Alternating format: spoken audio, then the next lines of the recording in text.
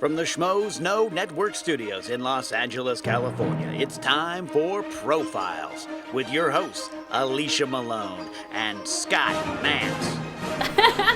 Hello, Schmoville! If you feel the need for speed, we've got your ticket right here. Our 7th episode of Profiles on Tom Cruise. We are in the danger zone. Highway to the danger zone. Now tell me all about Tom Cruise. Why do you think he is one of the last remaining movie stars? Capital letters. Well, I say he's a movie star and a great actor because he can pull off both. He makes movies that are very commercial, like Top Gun, like Cocktail, but he also makes movies where he proves that he can act, like The Color of Money, like Rain Man, like Born on the 4th of July. Brilliant. He is a great actor. He challenges himself with his movies. He is so committed emotionally and physically more than any other actor. I think he is the hardest working actor around because he does give 100% commitment to every single role. And even though I always know that it's Tom Cruise, he never quite disappears into a character, say, like Daniel Day-Lewis does. That's true. He does great physical transformations. He's a very physical actor. And if you just look at his filmography, I mean, he's worked with Stanley Kubrick, Steven Spielberg, Martin Scorsese, Paul Thomas Anderson. I think regardless of whatever you may think of his personal life, if you look at his filmography, you cannot deny that he has been in some incredible movies and he's been the anchor for most of them. And even if the movie itself is not great, like Oblivion or Jack Reacher, his presence, his performance will make it great because I really like those two movies because of Tom Cruise. And he can wear Ray-Bans like yes, no he other. can. Whoop, whoop, Whoop, whoop, whoop, woo. whoop. All right, let's find out more about Tom Cruise in our segment called It's a Wonderful Life. Roll It. Tom Cruise was born Thomas Cruise Maypother IV on July 3, 1952 in Syracuse, New York. His mother, Mary Lee, was a special education teacher, and his father, Thomas Cruise Maypother III, was an electrical engineer. Cruise moved around quite a bit during his childhood, and by the time he settled in Glen Ridge, New Jersey at the age of 14, he had already attended 15 different schools around the United States and Canada. At the age of 18, he abandoned his original plan to become a priest and headed to New York City to become an actor. And at the age of 19, he made his feature film debut with a bit part in 1981's Endless Love. That was followed soon after by far showier supporting roles in Taps and The Outsiders. But a star was truly born when he slid across the floor in his underwear to old-time rock and roll in 1983's Risky Business. And he's been making all the right moves ever since. Cruise has 3 kids, has been nominated for 3 Academy Awards, won 3 Golden Globes, and is quite literally the biggest star on the planet. He sure is. Time of your life, huh, kid? Yeah. Well, what is your first blood? When did you first see a Tom Cruise movie? My first Tom Cruise movie was Top Gun. Oh, there you go. I mean, I must have seen it much later because I think I was 5 when it came out in 1986. But when I saw it on VHS with my friends, I think I saw it at my friend Lucy's house, I fell in love with Tom Cruise, honestly. He was just such a charismatic hero. When he smiled, the whole world lit up. And he was just so dreamy. He's got and that hot killer in that smile, one. those sunglasses. Oh, and those sexy scenes. Yes. I mean, I didn't always know what was happening at the time because I was like 8 years old, but I really loved him. I loved the story and just how reckless that character is. He's a cool guy. He's a cool guy. What was yours? My first blood is Risky Business, which I saw in theaters in 1983. Boy, do I feel old. But yeah, this was the first R-rated movie I ever saw in theaters. Really? So talk about a great R-rated movie to see, about taking chances, seizing opportunities, saying, you know, what the blank, having a big party while your parents are away, which I actually did, and I never got caught to this day. Yay. Sorry, folks. Till now. But listen, when he slid across the floor and started singing old-time rock and roll, that was his Star is Born moment, and just his transformation. Joel Goodson, get it? Good son, to just becoming this cool pimp. Yeah. And it's a great role, but of course that movie made him famous, but Top Gun made him a star. Definitely. And that risky business moment is so iconic now, isn't it? Oh, it's so iconic. It's been it's everywhere. spoofed so many times. Yeah. Ben Stiller talks about it all the time. Even just Mark Ellis in his first Ultimate Schmodown, he came in. The outfit, the shirt and the underwear. Did he have the sunglasses on? The sunglasses. Well, you got to pull off looked the sunglasses too. Slid in. Awesome. Okay, so let's start off with our Fast Five, Fast shall Five. Coming in at number 5 is... The invasion failed. We lose everything.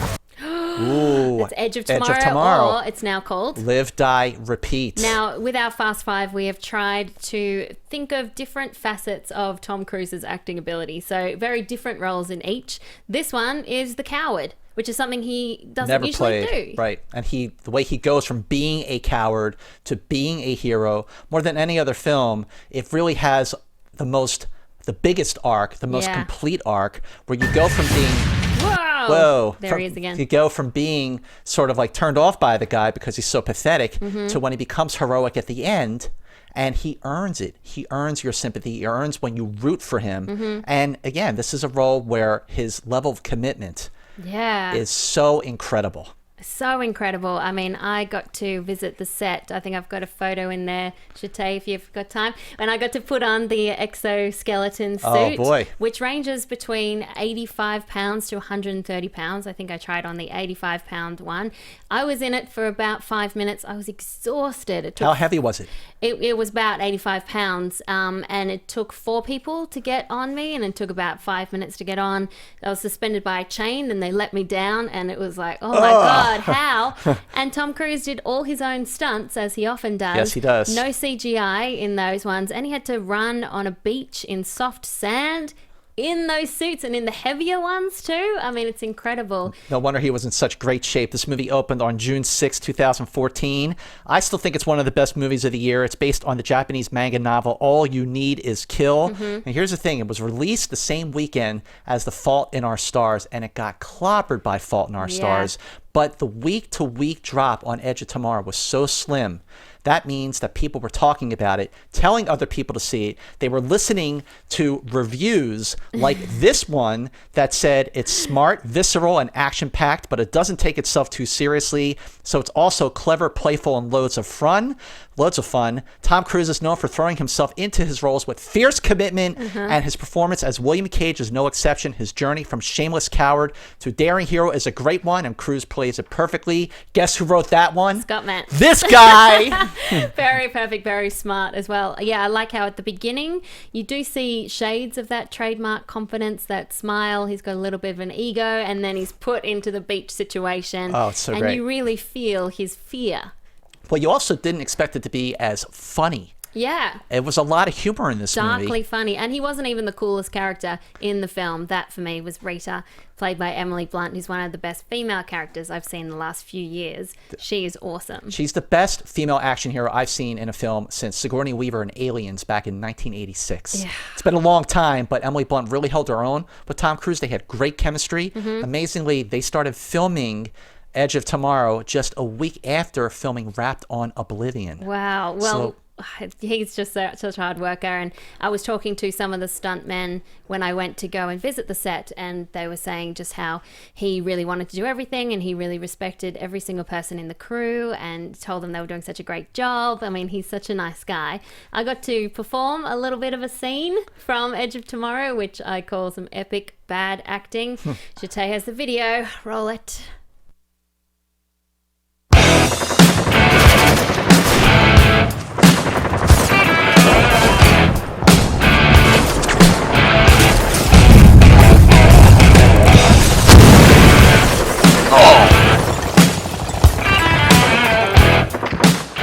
Oh dear. Good job, Miss Malone. Well, if you're listening on iTunes, that all sounds quite confusing, but just imagine me running like an idiot and then dying 5 seconds after I was supposed to. And smiling the whole time, by the way. I thought I was running like a badass. No, I was totally smiling through it. That'll be on the DVD and the Blu-ray for sure. Totally. Totally. But amazingly, what I love about this film is just because you see him reliving the same day over and over again doesn't mean that he's reliving just those days. Because there are moments, there are scenes, there are parts of the dialogue that lead you to believe that he could have been reliving this day like 10,000 times. You just don't know. Yeah, there are several scenes where you know that he's gone through that particular part of the day so many times, let alone other parts of the day. It's definitely like Groundhog Day with aliens in it. And I love how Rita, Emily Blunt's character, Rita is also the name of the female character in Groundhog Day. And the action scenes are fantastic. The special effects are great. And I got to say, more than any other film, when we reached out to our friends in Schmoville to ask their favorite Tom Cruise movie or their most underrated Tom Cruise movie, no film got more mentions than Edge of Tomorrow. Will Lambert had this to say: Edge of Tomorrow was not your stereotypical sci-fi action movie. Cruise added the comedy the movie needed to make it even better. Cruise has great chemistry with Blunt, and that caused the movie to be one of the most underrated of the past 5 to 10 years. Yeah, well, Brian Chandler says, Edge of Tomorrow was so great because Tom Cruise played against type. He was a wimp to begin with, and he slowly became a confident fighter. I love this movie, and it solidified what I consider to be Tom Cruise's most memorable scene when he rolls under the vehicle for the first time and ultimately fails.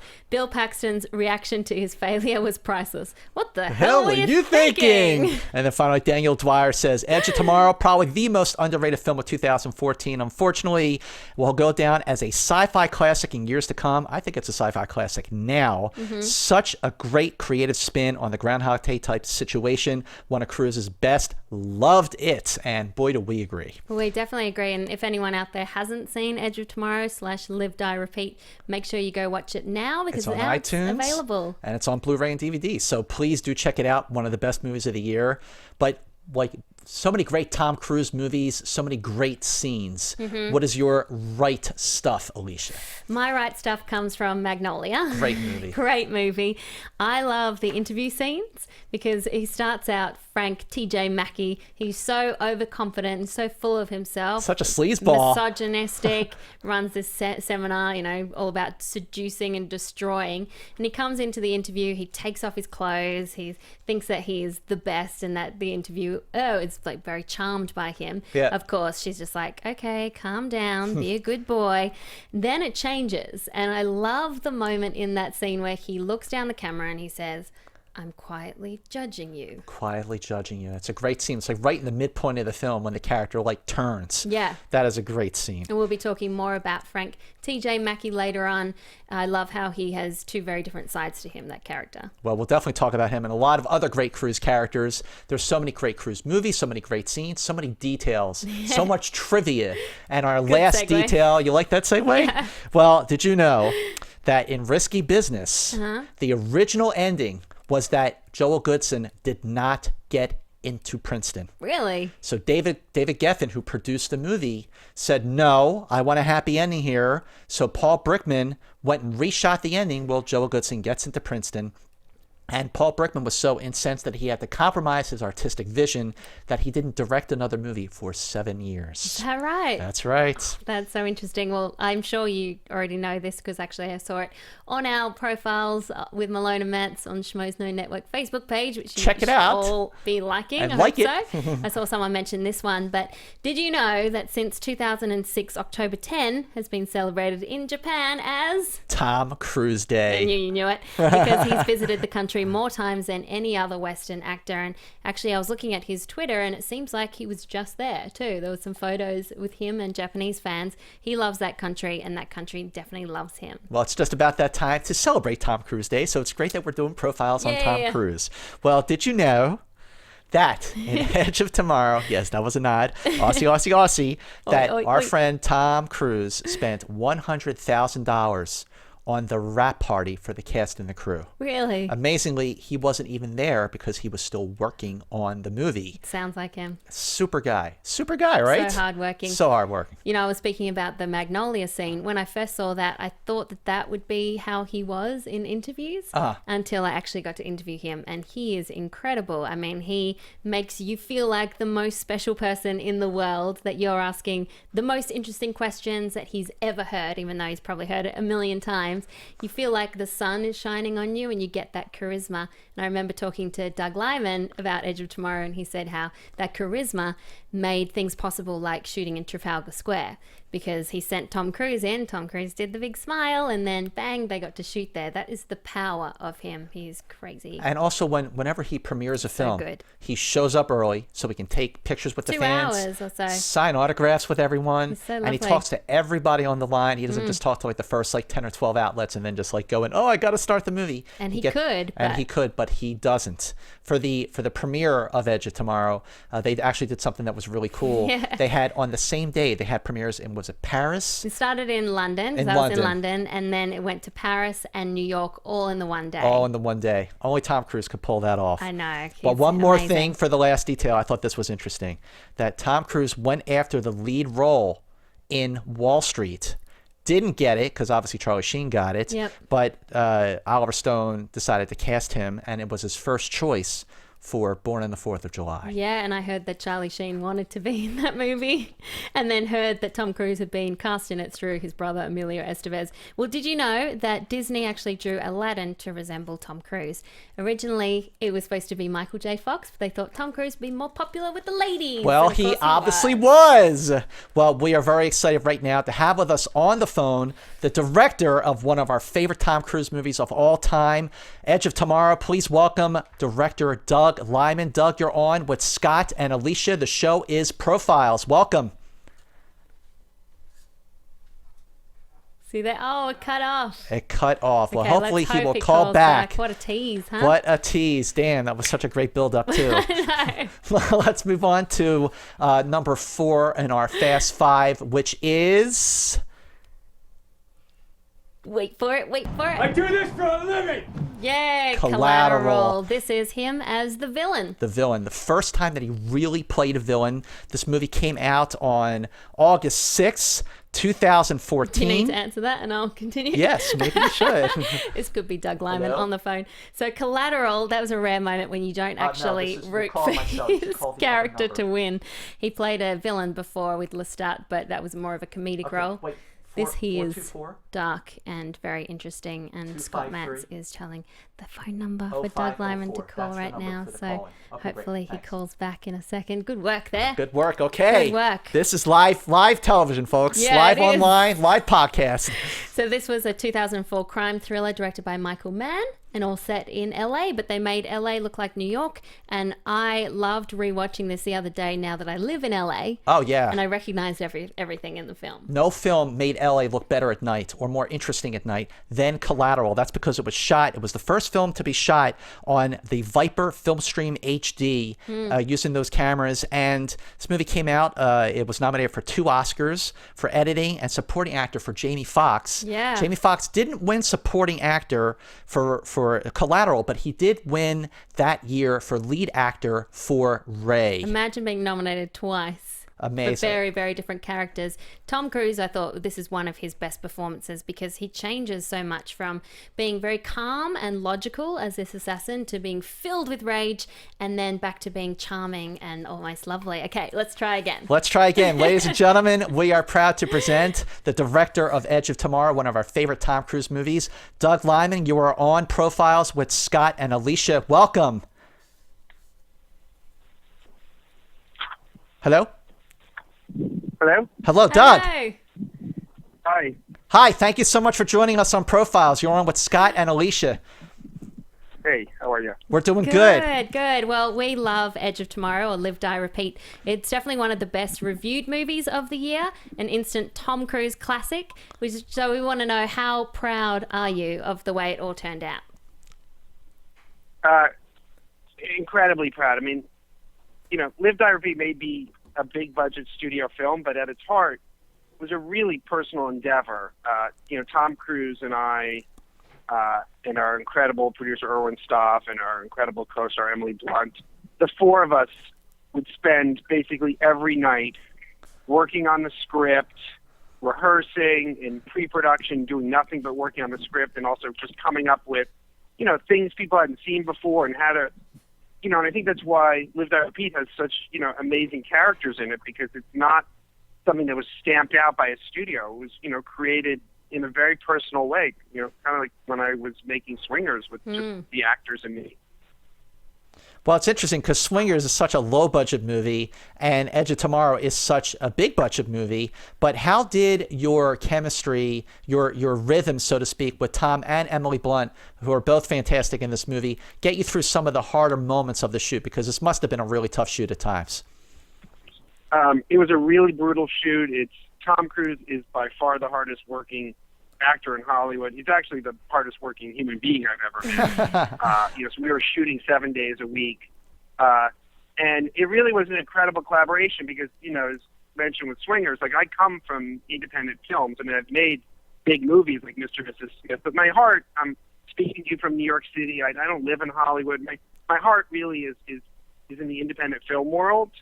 And that's what I think about when I make a movie. That's the audience I think about, the downtown New York audience, the Brooklyn audience. Tom Cruise thinks about the world. I mean, he makes movies that are seen in every square inch of the globe. So that collaboration was really extraordinary, and we ended up with something that both Tom and I are so proud of and could not have made without the other one. Was he on board from the very beginning, and how did it go when you're creating this character? Because he hasn't really played a coward like Cage is at the start before. The thing about Live, Die, Repeat is we right from the beginning, came to Tom with the idea of, he's going to be such a bad soldier, he's going to get himself killed within the first 10 minutes of the movie. You've never seen Tom Cruise be bad at anything. No. In real life or his characters. And I said, you're going to be a coward, and he loved it. And I said, and you're going to get killed over and over again in the course of this movie. And, I loved figuring out, more and more clever ways to kill Tom Cruise. In terms of an action movie, it sort of gives you a whole new language. It's a little bit Roadrunner. And, there's a lot of comedy to how in the various ways in which he's killed. And I think the only one who enjoyed killing Tom Cruise more than me was Tom Cruise himself. Wow. Well, let's talk a little bit about Emily Blunt. I mean, with this character, with Rita, you really had one of the best female action heroes in a really long time. It sort of made me think about Sigourney Weaver's character in Aliens, but that was like 1986. Oh, thank you for saying that. I'm very proud of the female characters in my films, and, they're strong because I come up with strong stories for them. So, Born Identity, when I was pitching it, when it was just me in a book, I was pitching it as what would it be like to date Jason Bourne. So, just from the beginning, I was thinking about the movie from the female character's point of view. So, you would think on Live, Die, Repeat or Edge of Tomorrow, you would, it would just be about the guy and how amazing it is he's having this incredible experience where, Tom Cruise is being killed and he gets a chance to relive the day and possibly save the world. But, it's actually a more interesting film from Emily Blunt's character's point of view because she's somebody who used to have the superpower and has lost it. Right. And the world doesn't know that. And the world's expecting her to save them. And she can't save the world. And it's a secret she can't reveal to anybody. So she's got literally the weight of the world on her shoulders. And then she meets Tom Cruise. And here's somebody who has a superpower. And if she can figure out how to use his power to save the world, she might yet be able to fulfill, what is expected of her. And that's you would think you would just cast a movie star like Emily Blunt to play Rita and just cast anybody in the other role and you'd have a hit movie. I mean, it's such a, that's how, you combine a great character and a great storyline with a great actress like Emily Blunt, and as I said, comedy is very important to me. And, I love Sigourney Weaver and Aliens. Emily Blunt has all that power. And then she adds, a kind of charm and humor, that's more Catherine Hepburn-esque. And, it's by far my favorite experience ever working with an actress. Oh, that's fantastic. I love her and Tom Cruise together as well because they seem like they had really great chemistry. How were they when they were working together? I heard things like Emily used to, push Tom over for a joke in the suit. That Emily what? Would push Tom over in that suit because it was so hard to get up again just for her own amusement. Yeah, no, I mean, they were, making a movie is really hard work. Yeah. People usually just see the red carpet and you don't see the sort of the toil, getting up at 5 a.m, after no sleep, when it's still dark out to go to work. And the thing is, I had like a bound in my step every morning on the way to the set, no matter how tired I was, because I knew I was going to be working with Tom and Emily, and there was so much humor and just goodwill, and we were always, as you said, her pushing them over. I mean, there were like, we were always just making each other laugh, like throughout the whole process, and Wow. it wasn't that we weren't working really hard. There's some movies where people are just playing on the set. We were working really hard, but we were getting through it by making each other laugh, and it was, I couldn't wait to get to the set every morning. Well, what is it about Tom Cruise that you think that even after all these years, since he made his debut in a film in 1981, that he still is making films that are great? I mean, Edge of Tomorrow, I saw it in theaters 5 times. I can't wait to see it again, which is a testament to how great it is. Thank you. But, I mean, he just makes so many great movies. He's still challenging himself. He does not rest on his laurels. Like, what's behind his drive? He must really love making movies. He loves making movies. I mean, this guy, I've worked with, some really great actors. They all have other hobbies, and, like Tom Cruise loves movies. Yeah. You can mention the most obscure movie, and Tom will have seen it. Wow. Like, that's cool. It is, he loves movies. He loves making movies. He loves the audience. He loves his relationship with the audience. And he and I both, we may come from different worlds where I'm a, first of all, he's, the hugest movie star in the world, and I'm a, filmmaker, toiling in a little bit of obscurity. But he is, we both care deeply about our audiences, and we both have a sense of responsibility that people are giving us their time and their money to go see our film, and we're not going to rest till we've made the best possible piece of entertainment. And that work ethic that Tom had wasn't about work. It was about delivering for his audience. Well, we both love Live, Die, Repeat, so you definitely did it with that one. But what is your favorite Tom Cruise performance, besides, of course, Edge of Tomorrow? What's my favorite Tom Cruise performance? Do you have one? It would have to be the Show Me the Money scene. Yes. Oh, Jerry yeah. Maguire. But there's so many amazing performances. That's the thing that, and when you think about Tom Cruise and for how long he's been a star, you also have to think about, like, how many amazing movies this guy's been in, not just big blockbusters like Top Gun. And, he did comedies like Risky Business. Yep. That's one of the most incredible performances.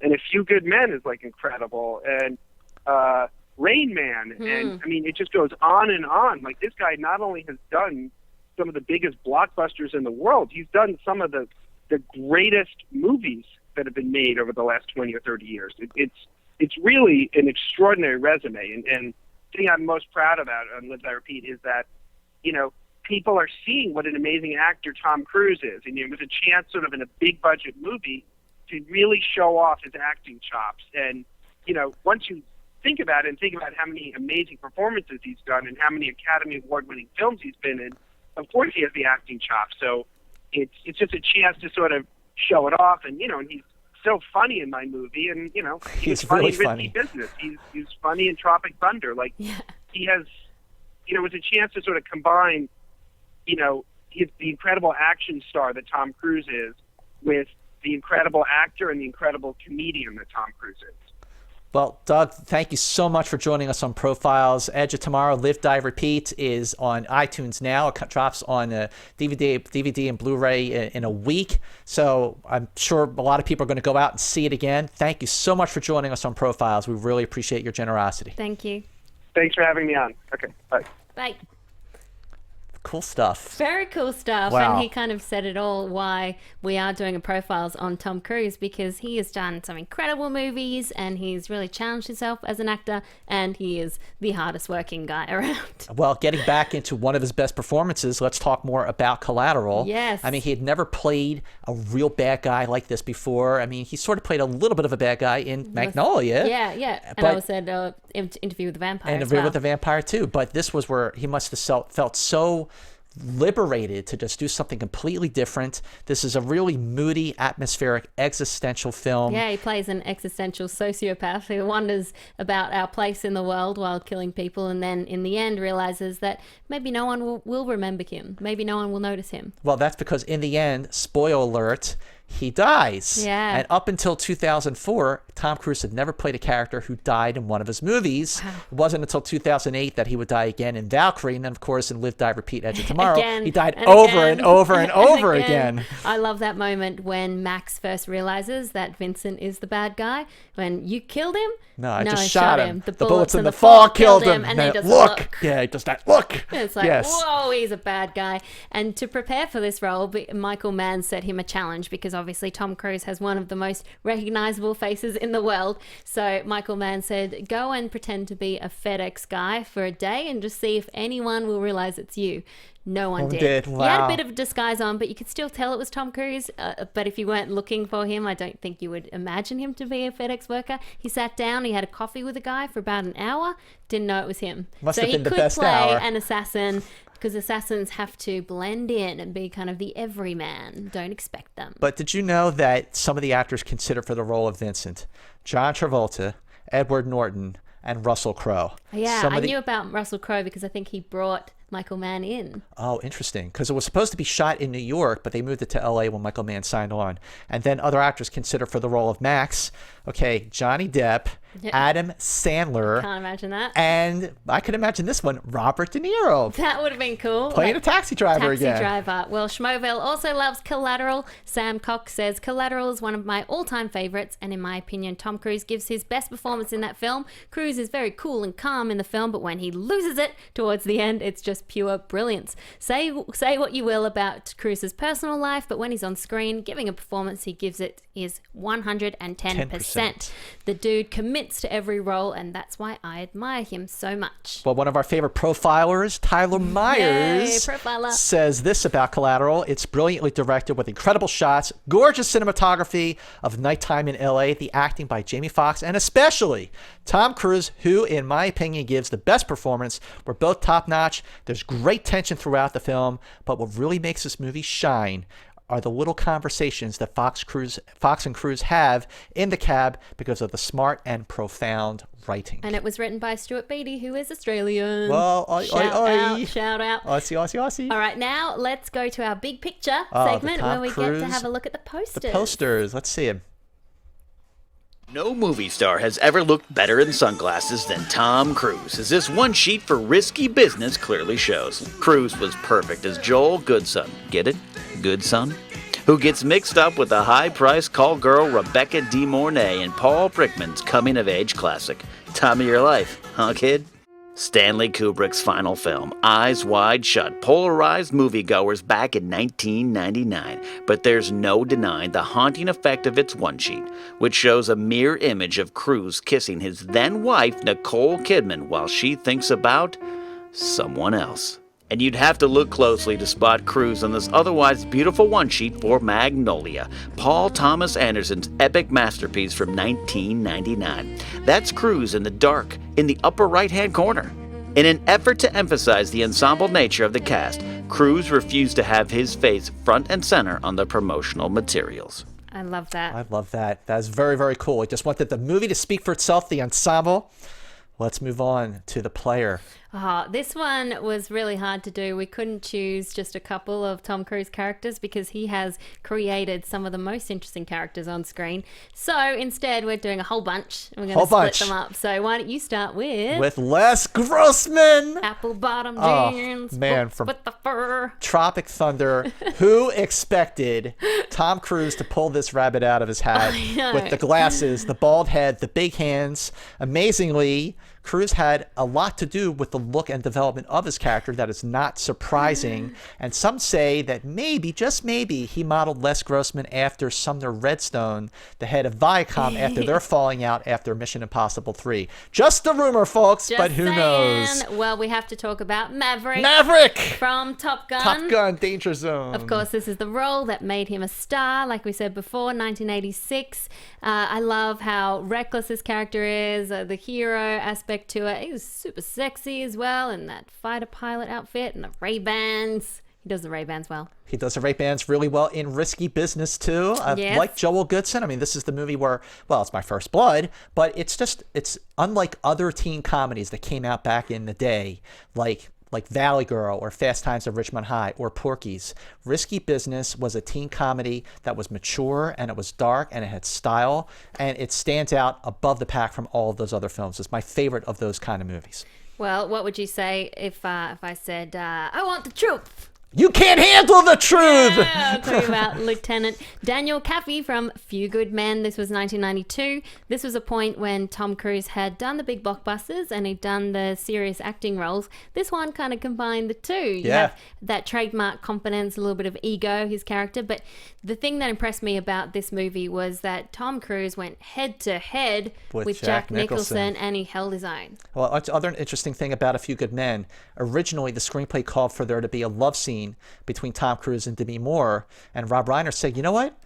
I don't think we need a love scene. Yeah. So how rare is that? It's very rare. Usually it's like, put more in. Put it in! You know, let's see Demi's sells. sexy. Let's do it. Yeah. But who can talk about Tom Cruise without mentioning Ethan Hunt? 4 Mission Impossible movies. They're shooting a 5th right now. Yeah, that's why we almost got Tom Cruise on the show. Or at least he knows about Profiles now. Yes, he wanted to do Profiles, but he couldn't because he's up to his neck doing first and second unit photography on this movie. And he specifically said he wanted to do Profiles. He really wanted to do Profiles. That's a win. The fact that Tom Cruise knows about Profiles. But he's playing Ethan Hunt again. I mean, Mission Impossible 4.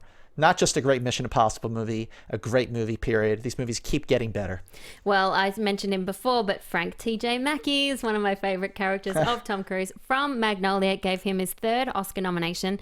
Paul Thomas Anderson ensemble, like we're talking about with the posters, and for him to stand out amongst those brilliant actors, like the late great Philip Seymour Hoffman, that shows he did something really special, and he did show the 2 sides of the character. I spoke about the interview scenes before, but the scenes with his father in Jason bed, Robards, great stuff. So damaged, isn't he, as a character? Very damaged. But let's see what our friends on Schmoville.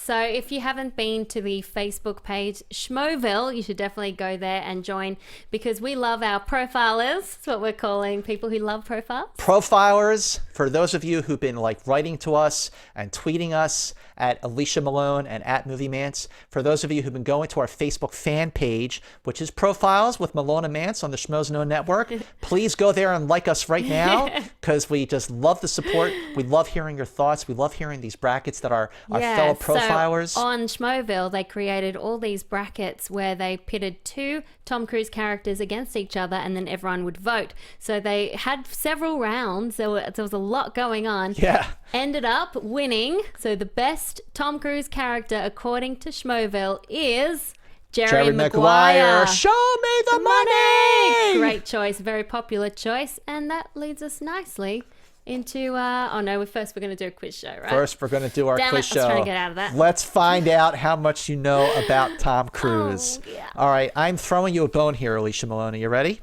Okay. In Rain Man, while Charlie and Raymond were at the motel, they recalled the song that Ray sang to Charlie as a kid. What was it? Was it A, Twist and Shout? Was it B, I Want to Hold Your Hand? Was it C, I Saw Her Standing There? Or was it D, She Loves You? It was C. You're right! She was standing there. And why did I ask that question, because Alicia Malone? Because you love the Beatles. Because I love the Beatles! He gets very excited about the Beatles. Okay, Mr. Mantz. Yes, Miss Malone. Which film did not gross over $100 million in the US? Okay. Was it Rain Man? Or Top Gun? Or A Few Good Men? Or Magnolia? I'm going to say Magnolia. Correct. Wow. It's the only one of those films to not make under over $100 million, but it ends up with a special place in our hearts. Yes, it does, because we just love that Frank T.J. Mackey. Yeah, and Andrew Pierce from Schmoville said that Frank T.J. Mackey is almost the anti-Tom Cruise performance, perfectly layered, darkly comic at times, and heartbreaking at others. Well, Nick Ward says Cruise's performance as Les Grossman in Tropic Thunder is as mind-blowing as it is gut-busting.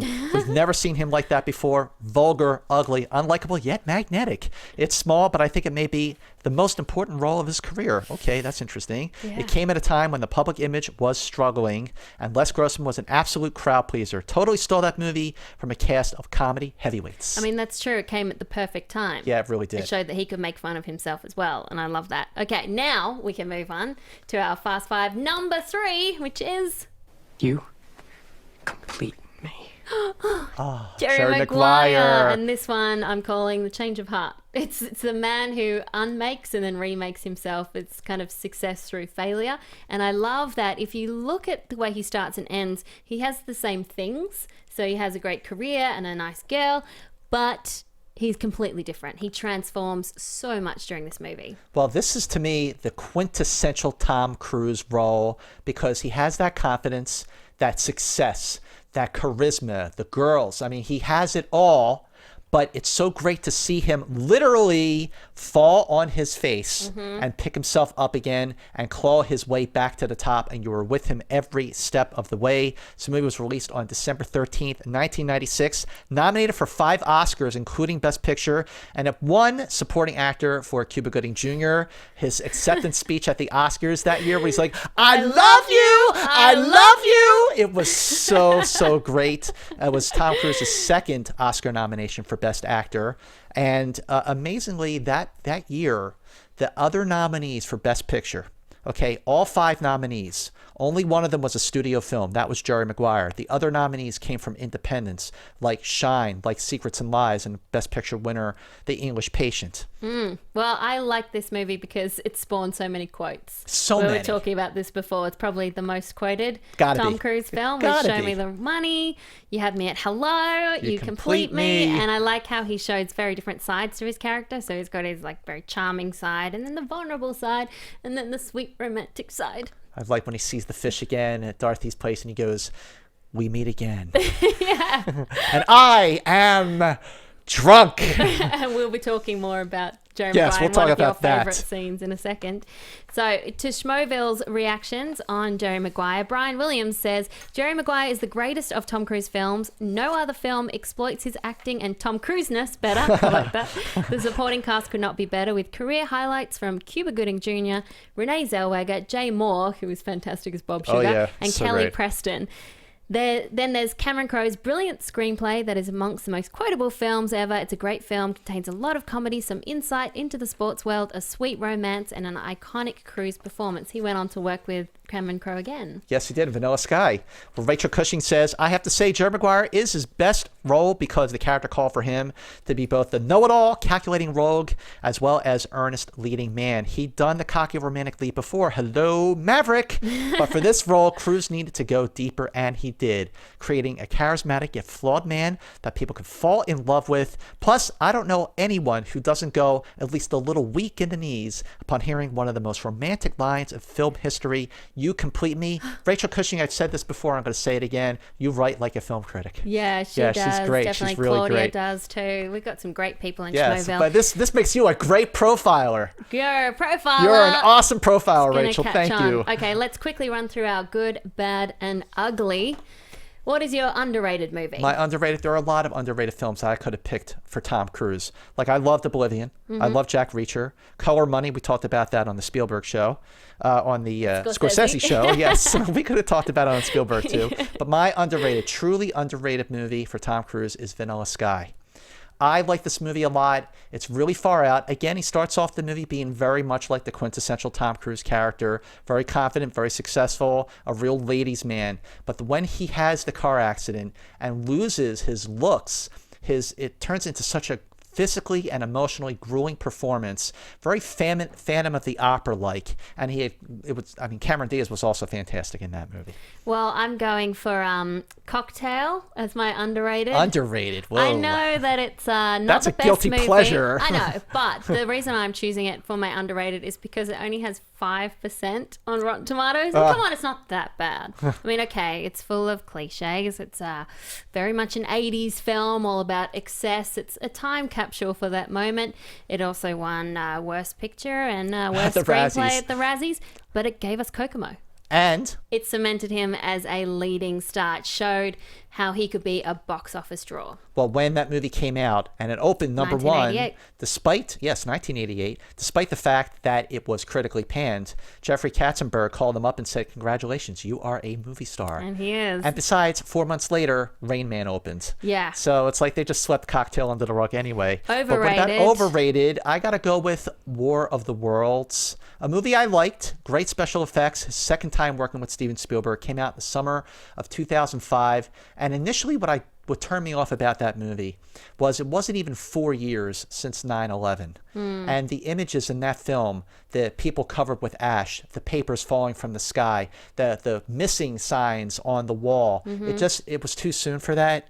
And it was jarring to see that exploited in a commercially entertaining film. Now, of course, now I watch it, I don't think that much about that. I'm able to enjoy it a little more, but I still had problems, a lot of plot holes in that movie. Yeah. I hated the ending. You were talking about the missing signs, and you pointed out something to do with that. Yeah, the missing signs. So the aliens are invading, and this is all happening very fast, and all the power is out. So where did people find the time to put those signs up and print create them them in the out. first place? Yeah. But what about, what is your overrated? Well, I could go Eyes Wide Shut, but I won't. Oh, thank you. I'm going to choose The Firm. Even though it's a great film, it's entertaining enough, it's just not as good as the book. I loved this book. I could not put it down once I started.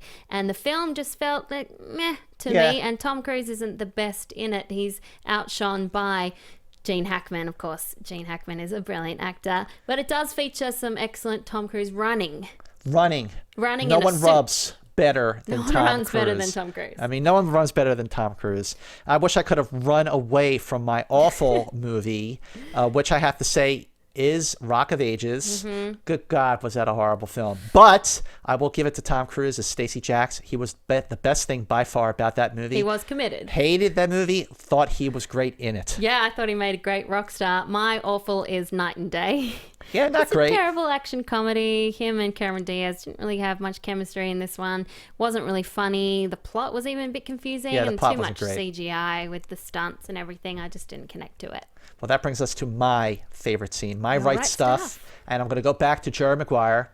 It's right after the big show me the money scene, and it's right after he's been fired, and he walks out into the area where all the other coworkers are, and he's holding his box, and everyone's looking at him. It's dead silence, and he goes, don't worry, I'm not going to do what you think I'm going to do, but just flip out. And you love when Tom Cruise flips out. I love when Tom Cruise flips out, but then he's just like, okay, I'm going to start something. I'm going to start a new business. Who's coming with me besides Flipper here? And then Dorothy Boyd, Renee Zellweger, gets up and goes, I will go with you. He goes, thank you. And she's like, now? He's like, yes. And then they get in the elevator, and he's like, totally like in shock. What have I done? What have I done? What am I going to do? And then the other couple, the deaf couple, they get in, and he says, You complete me. you complete me. And that's a foreshadow of like the very end of the film. I love it. And then Great scene. everything goes back to normal. Everything goes back to In normal. the Right. office, the phones start ringing, everything starts again. Life goes on. Life goes on. Now, before we get to our very special guest who's in studio, I'm super excited to talk to him about Tom Cruise. Let's keep going with our Fast Five. At number 2 is... Ray. Well, we are hot. We are red hot. The Babbitt brothers kicking ass in Vegas. Yeah, yes, the Babbitt Rain Brothers, Man. the Rain Man, and I'm calling this the unshowy performance because although Charlie, Tom Cruise's character, has the biggest change in the movie because Raymond is unable to change so much, everyone remembers it for Dustin Hoffman Right. because it is a absolutely incredible performance that Dustin Hoffman does. But Tom Cruise, again, the transformation of his character is incredible. Well, Dustin Hoffman won an Oscar for Best Actor. 3 other Oscars that the movie won: Best Picture, Best Director, and Best Original Screenplay. The movie opened December 16th, 1988. Rain Man was the highest grossing movie of 1988, and Top Gun was the highest grossing movie of 1986. Wow. Tom Cruise was definitely on a roll, as he still is. Again, like you said, he's challenging himself as an actor. And interesting that while they were filming Rain Man, Tom Cruise had to go back and do reshoots and pickups for Cocktail. So if you're That's why watching, his hair changed. his hair changes throughout the course of the movie. It's short, then it's long, and then it's short, then it's long. But listen, no question about it, when Rain Man came out in December of 1988, up to that point, I was a big Tom Cruise fan. And I thought, oh, that was cool. He challenged himself in 1986 in The Color of Money with Scorsese and held his own against Paul Newman. But with Rain Man, I really stepped up, and I would say to my friends up at school, up at Penn State, I'd be like, guys, Tom Cruise he's not just a movie star. Yeah. He's a great actor. To see Rain Man, you'll know what I'm talking about. I mean, and again, his transformation, it's like when they're sitting at the diner and he pulls out the maple syrup. Yep. It's just so great. Charlie Babbitt made a joke. They worked so well together, and I was reading an article with Dustin Hoffman where he said that they're both very similar. They both take their work so seriously. They wouldn't go out the night that they were shooting. They would both be on strict diets. They would prepare by rewriting their own dialogue and their own handwriting, and so those two had great chemistry, and they would improvise as each other's characters so that they could understand each other more and more. And Barry Levinson said, rightly so, that this is a movie that would never have been made today because $25 million budget, too big for an indie, it's too small scope for a bigger film. He calls it two schmucks in a car. Two schmucks. Well, let's go to one schmo who said that Rain Man, when people talk about Rain Man, they always talk about how amazing Dustin Hoffman was in that film. However, Tom Cruise in the role of Charlie Babbitt, we may not hold that film in such high regard as we do today. The transformation of Cruise's character from self-centered to caring brother is great to behold, and Cruise has no problem carrying his own, supporting and starring opposite Dustin Hoffman.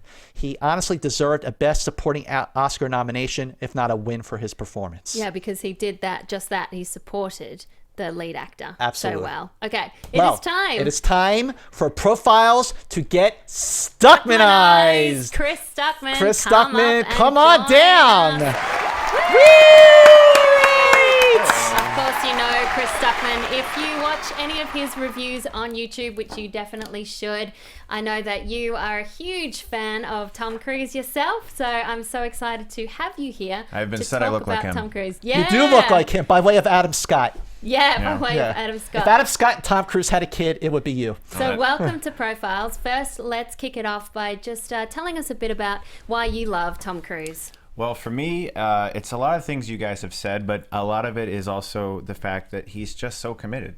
And I love when an actor appears as if they are actually working. Yep. Because, so many actors, they're just they're getting paid millions of dollars, and you're like, what are you really doing? But when you watch the B-roll footage of Edge of Tomorrow, and I implore your viewers to watch the B-roll footage of Edge of Tomorrow on YouTube, and you see this guy getting yanked around at high speeds on wires and rolling down these long slanted hills, like right into frame with breakaway glass and dust flying all over him, you're like, that's why this guy gets paid money. That's what I'm talking about. When you watch a movie like Edge of Tomorrow, Live, Die, Repeat, it is the level of commitment. You see that in the performance. You see that he goes through so many emotions. It's the physicality of it. No one else does that, really. No one else comes close. Right, and you watch a movie like Ghost Protocol, and you see the Burj Khalifa sequence. Oh my God! I watched that, and I have a fear. I have a fear of heights. Me I saw it. too. I saw it at Lincoln Center IMAX, one of the biggest screens in the world. It was amazing, and throughout that entire sequence, I was just like, this man's insane. He is. He's insane. But it's so amazing. When that scene came on, when he climbs out on the ledge and the camera goes over him, I saw it in IMAX, and I literally grabbed onto my chair and held on. Terrifying. That is, there are a few perfect scenes in movies, in my opinion. I think that is a perfect sequence. It really is. What was the first Tom Cruise movie you ever saw, and do you remember where you were when you saw it? I had to think about this because I was very young, and it's not like, a classic, and you're probably going to be like, oh, that movie, but it was the first Mission Impossible, I think, and I saw it on television. I didn't see it in theaters. I didn't see it on tape. I saw it. I think it was on TNT or something. And With commercials? Yeah. Oh, that's so anticlimactic. I know. I'm sorry, but it's true. Mission Impossible was the first, and I'll never forget when he's on the back of he's on the helicopter. He, red light, green light, and then he sticks the gum on the thing. He explodes. That amazing shot of him like being propelled towards the train. Yeah, stuck in my mind forever. I became obsessed with action movies. I became obsessed with stunt work because he's an actor who does that, as you guys brought out. Yep. And that's something that has always stuck with me. I love when an actor is so committed to the audience enjoying the experience that they put themselves in harm's way. Yeah. What are some of your favorite Tom Cruise movies? I got a bone to pick with both of you. Oh, here we go. Let's get some. Bring it on. An entire episode about Tom Cruise and not one mention of Minority Report. Okay, no, that's why you're here. This is good. See, we knew you were going to mention Minority Report, right, Leash? Come on. Yes. Not a single mention of Roger Ebert's favorite film of 2002. That's right. And, rest his soul. But that movie had a humongous impact on me. And I read your review of it. That's the one you read! Your 3 out of 5 star review. And I understand. That's perfectly fine. Okay, I was going to say... You know what I'm doing right now? What are you doing? I'm silently judging you. Okay. Wow! Give it up, my friend. Very good. Well, here's what I have to say about Minority Report. Sometimes you gotta have a minority opinion. It's true. And that is what I had with that movie. It's true. Liked Minority Report. When we were putting together this profiles, that was not a movie that I was pushing for to be underrated or to definitely be in our top 5, even though I know you like the movie a lot. Yeah, I did, yeah. But there was just something that I didn't like the ending. I did not like the ending of the movie. I thought it was extremely convoluted and hard to follow, but the cinematography was great. And instead of technology was great. All that, the production design, it was all great. Eyes. But I felt like the scenes were they were stitched together. But again, I am the minority opinion, and I'm glad you brought that up. Yeah. I stand, not corrected, but being called to task. I stand being judged. It's great because I've stood up and said, about movies that everyone else liked, and it's hard to do that. That takes a lot of guts. But thank you. Minority Report, though, really, I love that movie, and it's because, to me, I had never seen a film like that. Really, I had seen films where people, they had used psychics or something to solve crimes, but never a film in which law enforcement officers were able to be ahead of a crime. And I was so intrigued by that opening scene. One of the best, in my opinion, opening scenes in a Spielberg movie where they get a red ball, which tells you, this is going to happen really soon. This is a late premonition. And they're running to get to figure out where this murder is going to take place. And you're seeing it happen. They're catching up to the future. And Cruise is trying to figure out which house it is because they all look the same. I was riveted from scene 1 in that movie, and Colin Farrell even really surprised me a lot in that movie. There's that great scene where he has what they call the orgy of evidence, where he finds all the pictures everywhere, and he's like, something's fishy about this. You know how many orgies of evidence I had as a cop? None. This isn't right. And I love that movie. I could talk about it for days. I'm sorry. No, I'm glad. Hey, that's good. It's good that you brought it up because Yeah. we needed somebody to report love in this profile. Right. Yeah. What about The Color of Money? Where do you stand on that? Color of Money, I think, is a magnificently directed movie. Right. There's a butt coming. Yeah, but the story was, it's tough to follow a movie like The Hustler, which is, a classic. One of my faves. Paul Newman was just magnificent in that movie, and he was great in Color of Money. Never has Paul Newman ever been bad. You're not going to watch Paul Newman and be like, well, he wasn't too good. No. But no, the story just wasn't as intriguing to me. I didn't think the characters were as interesting as they could have been. It was a great looking movie. It flowed really well. It has amazing pace. All of Martin Scorsese's movies are paced so well. They're all fast. I wasn't that interested in the characters, I don't think. I love the scene in that film after Paul Newman, after Fast Eddie, has been hustled by Forrest Whitaker, and he's so humiliated. And then Vince and Mary Elizabeth Mastrantonio show up, and he gives them their money and says, I can't teach you anything anymore. This is it. I just showed you my last lesson. That's it. And he tells them, and they're like, wait, no, you can't do this. You can't do this. He goes, no, just take the money. And then Vince, Tom Cruise, takes the pool cue, puts it down, and he kisses it, and he kicks the stairs, and he walks up this, he flips out. You love the flipping I out. love when he flips out, but it's a great scene. And that was the first time I was like, wow, Tom Cruise, I really don't want to see him in risky business, and he's holding his own.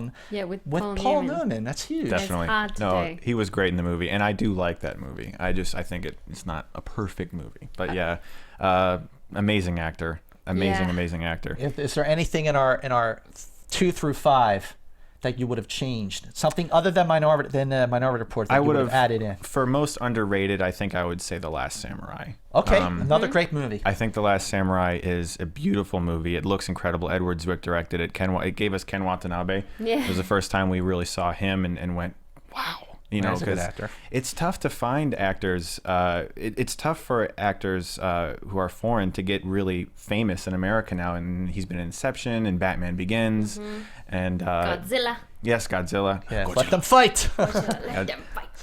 And The Last Samurai to me was a beautiful movie with Hans Zimmer's score also beautiful in the film. Really amazing action sequences, but at its core was this beautiful friendship between him and between those two men, and learning about a different culture. And I actually got really into the Japanese culture after that movie, and I did a lot of research on it. And whenever a movie makes me want to actually learn about a culture or a time period, then I think it's a great film. It's done its job. All right, well, let's keep you in here while we talk about our Fast Five. Number one, which is? People say if you don't love America, then get the hell out. Well, I love America. Yeah, Born on the 4th of July, which I'm calling his serious actor performance the best in my opinion. Again, the way he transforms and the way that Oliver Stone used that all-American good looks at the start, where he's so idealistic about going off to war, fighting communism, and then how he changes is so heartbreaking when he comes back and realizes that the war was for reasons that are unclear. Well, this movie came out December 20th, 1989. It was directed by Oliver Stone, part 2 of his Vietnam trilogy that was Platoon, Born on the 4th of July, and Heaven and Earth. Nominated for 8 Oscars. It won 2 for Best Director, Best Editing. This was Tom Cruise's first Oscar nomination, and he lost. If you're going to lose to anybody, it might as well be Daniel Day-Lewis for My Left Foot. Right. But looking back on this film, which we both did while we were doing research, which is the best kind of research you could do, watching movies, I have to say I had not seen Born on the 4th of July many, many years. Definitely not.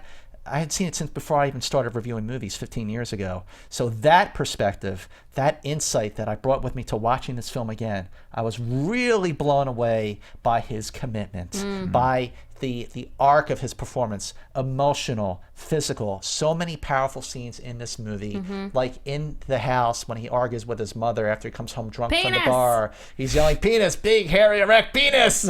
But then when he just realizes because of his condition, his situation, he just starts crying, he goes, "Who's going to love me?" It is heartbreaking. Yeah. First time I saw Born on 4th of July, I was just about as surprised as you probably were about the fact that he was such a great actor in it, because I had seen Mission Impossible and all the fun movies. And when I saw Born on the 4th of July, I stopped seeing Tom Cruise, which is hard to do. Right, exactly. Really hard to do, because he's such a good-looking guy. You know his face. It's like kind of like a Brad Pitt type thing where he's always there, but in that movie, he just became a different person.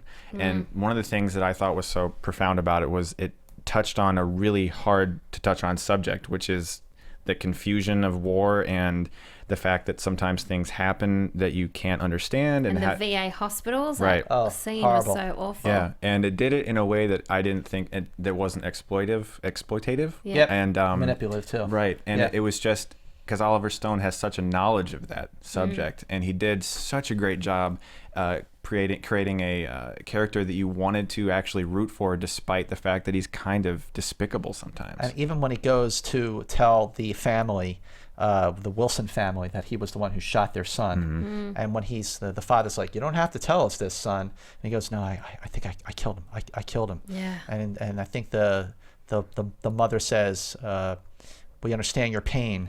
And it's just such a powerful scene. Yeah, but it really is. But interesting that Tom Cruise is born on the 3rd of July. Yeah. So he was close. Almost. I really like this film, and rewatching it again, I realized how great it is as a Vietnam War movie, and it's one that's not often talked about when you talk about Vietnam War movies. Of course, people talk about Platoon and Apocalypse Now, which are amazing movies, but this for me really showed the aftermath of it so well, and the fact that it's still relevant right now is kind of scary. I mean, there's still soldiers going off to war for reasons that might not be clear. They still get hurt. They come back to these hospitals that are understaffed and don't have much budget put towards them. I mean, it really resonates even today. Well, this is not, I think this is Oliver Stone's best film, even above Platoon. Platoon just came out first. But Tom Cruise didn't get the Oscar, but Ron Kovic, the character he plays, the movie is based on his book, gave Tom Cruise his Bronze Star. Wow. Okay? I did not know that. Tom Cruise will win an Oscar one of these days, but to get a Bronze Star from the character that you brought to life on film like that, what an honor. What an honor. That's amazing. I had no idea about that. And yeah, I actually agree with you. I think it is Oliver Stone's best movie. Yep, there you go. There you go. You guys agree. Well, let's recap. Oh, wait, no, first we have to read some of our comments from Schmoville. So Joshua Stein says about Born on the 4th of July, the movie perfectly depicted the culture of the 1960s during the Vietnam War. It really showed how soldiers and veterans were treated because of their involvement in Vietnam. Cruise completely embodied and became Ron Kovic. He really transformed into this veteran whom we could really sympathize for because of how he was treated when returning home. This is his best performance. And Joshua Willingham, another profiler, Yeah. regular profiler on Schmoville, Born on the 4th of July shows the range that Tom Cruise has. From high school to Vietnam to post-war veteran, you see the best character development that we've ever seen in a Tom Cruise film. Oliver Stone pulled out the purest form of Cruise. You could see that in his ambition and his heart and in his performance. Truly the best I've ever seen Tom. We agree, and I wish he would do another dramatic role like this, and so do we. He's got it in him. Okay, let's recap our Fast Five. Number 5, five, Edge of Tomorrow. Number 4, Collateral. Number 3,3, Jerry Jerry Maguire. Maguire. Number 2, Rain Rain Man. Man. Number 1, Born on the 4th of July. And Yes. before we let Chris Stuckman go, let's give him a little special gift Well, for you know- coming on the Oh show. my goodness. You have passed the test. We wanted to make this trip for you very, very special. We would have done Tom Cruise eventually. Yeah. We talked about doing him. We're like, okay, when's a good time to do it? But thanks to you, we did Tom Cruise. And just to say thank you, we are inviting you to be part of the Top Gun. This is for you, my friend. Thank you very much. Yes, Chris Stuckman, you got Stuckmanized. Thank you very much. Yes, sir. And I just want to say, honestly, I'm a big fan of both of you guys. Oh, thank And you. Well, it's- we're a fan of it's- yours. It's really an honor to talk with you guys. The honor is ours. Yeah, thank you so much for coming on. And next week, what have we got? The first rule of Fight Club is you do not talk about Fight Club. David Fincher. David Fincher, Who's this is going to be my good. favorite director right now, the contemporary director. And because he's got Gone Girl coming out on October 3rd. It's perfect. The timing is perfect. So before we really let you go, please, very, very important, we need this to survive. Please go to iTunes, rate and review. Tell your friends. Tell your friends. Share our video on YouTube. Subscribe to our YouTube. YouTube.com/schmoesknowpodcast. And make sure you go to schmoesknow.com for all your film news. Again, rate and review us on iTunes. Really important. We love you, profilers, and we will see you next week. time. Bye.